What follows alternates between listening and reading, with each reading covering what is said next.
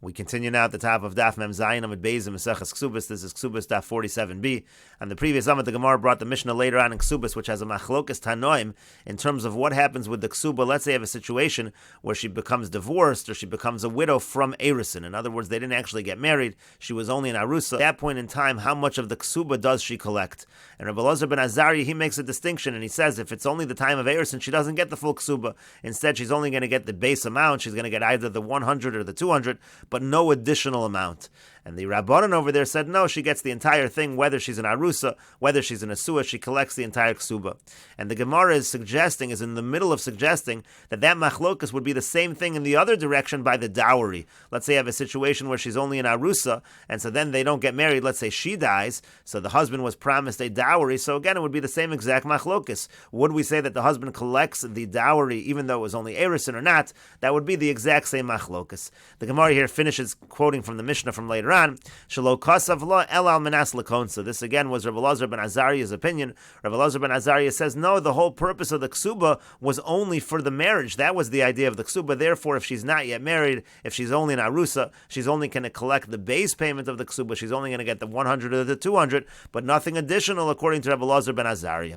And so the Gemara now says, Lamando amar lo zocha. According to the one who says that the husband does not get the dowry in a situation of erusin, Rabbi Elazar ben Azariah, that's exactly like Rabbi Elazar ben Azariah, that she does not get the entire ksuba in the situation of erusin. Umando amar zocha, and the one who says no, he does get the dowry, Rabbanan, that will follow the opinion of the Rabbanan, that she does get the entire ksuba, even though it's just a situation of erusin. And Rashi over here explains, Man Damar Lo Zocha, Rabbi Elazar, again, the one who says that he does not get the dowry, that follows Rabbi Elazar ben Azariah. Diamar Lo Kasav Lo Ksuba El Al Menas Lakonsa, because Rabbi Elazar ben Azariah said the Ksuba is really for the purpose of Nisuin, for the purpose of the marriage. Umana Umasayim, now the 100 or the 200, the Tikun La Rabbanan, which the Rabbanan instituted, Hu De Isla, that already she's able to get. Hu De Isla Inami Lo Kasva Lo Vidana Dunya Dan Alaslay El Al Menas Chibas Nisuin. And also the other way around, that which she wrote to him in terms of the Nedunya, in terms of the dowry, that's only on the understanding they're going to get marriage, they're going to be getting married. Therefore, again, it goes in both directions. And the Gemara says, Lo no, dekuli alma Rabbi Elazar ben Azariah. It could be really that all Tanoim follow the opinion of Rabbi Elazar ben Azariah. As Rashi over here says, Kuli alma Rabbi Elazar ben Azariah, tarvayu hanach tanoi de el. Both Tanoim earlier, they hold Rabbi Elazar ben Azariah, they hold like Rabbi Elazar ben Azariah, that she does not get the entire ksuba. To paskin and hilchas hakavasi lakamon, that is what we paskin like. We paskin like Rabbi Elazar ben Azariah later on. And the Gemara explains, Man damar lo zacha, the one who says that he does not get the dowry, Rabbi Elazar ben Azariah, obviously that follows Rabbi Elazar ben Azariah, that she does not get the entire ksuba as an arusa. Uman damar zacha, now the one who says that he does get the entire dowry, ad kan lo kam Rabbi Elazar ben Azariah ela mididei lididar. Rabbi Elazar ben Azariah only said that when it comes to the payments from him to her, that doesn't go to her by an arusa. Why? Shelo kasav lo ela al menas lakonsa. Again, because the ksuba was written with the understanding that they were going to get married. Aval mididar lididei, but the stuff that goes from her to him, meaning the dowry, which goes to the husband, afilu Rabbi Elazar ben Azariah Modi, even Rabbi Elazar ben Azariah would admit that even in a state of erusin, the husband is going to get the dowry, because the whole purpose of the dowry is that we should link together these two families, and through the erusin they are linked together. That is enough. You don't need an actual dowry. You don't need an actual marriage, rather, to collect the dowry. And the Gemara continues at the two dots. The Mishnah said, Chayev b'mizonosav v'chulu. It said again, the husband is obligated to provide mizonos for his wife, to give food and support to his wife. Tanu Rabbanan, the rabbis taught, Tiknu mizonosah tachas ma'aseh yodeha. They instituted that he has to give her mizonos. That's in exchange for the fact that he's entitled to her earnings. Ukevurasa tachas ksubasa. He has to bury her. He has to pay for her burial. That's in exchange for the fact that she brings the dowry that's written into her ksuba. Lefikach, therefore, ba'aloch el peiros. The husband consumes the peiros of any property that she brings into the marriage. He gets the peiros. So the Gemara now interrupts and says, Peiros man dekar shemayu. Whoever mentioned anything about peiros over here, it seems out of context. And the Gemara answers, Chisure mechser v'achi katani. There are words missing over here, and it should read as follows. Tiknu mizonoseh tachas ma'aseh yodeh. Like we said, her mizonos, that's in exchange for her earnings.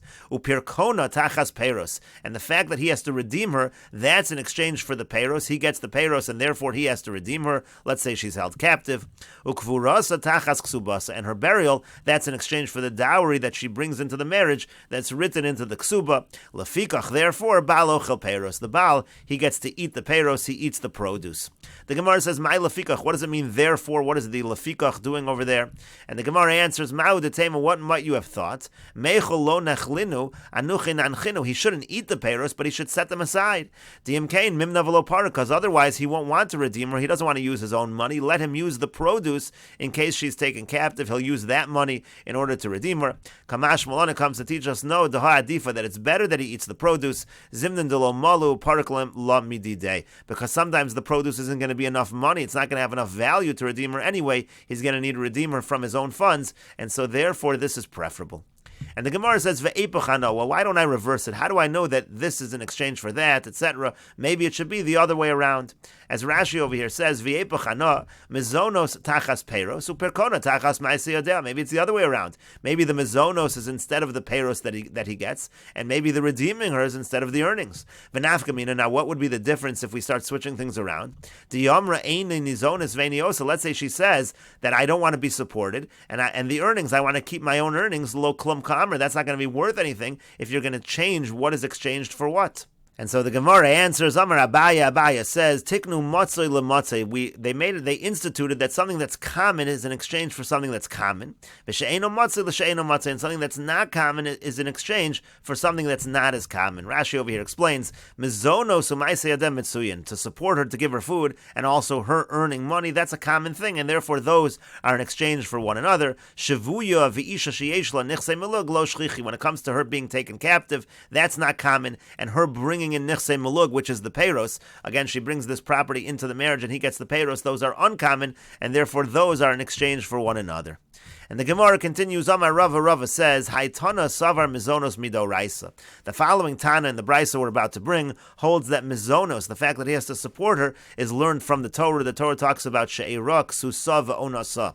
The Tanyas we learned in a Brisa, she'era, what does she'era refer to? Eilu mizonos, that refers to mizonos. He has to provide for her the mizonos. V'cheinu omer, and likewise it says in the Pasuk, Vasharachlu sherami, it talks about eating the flesh of my nation, but again, achlu, eating, it's referring to mizonos, referring to food, and that's the use of the word she'er. And the Gemara and the Brisa continues, Ksusa kimashmo. When it says Ksusa in the Pasuk, it's exactly what it sounds like. It refers to the fact he has to provide her with clothing.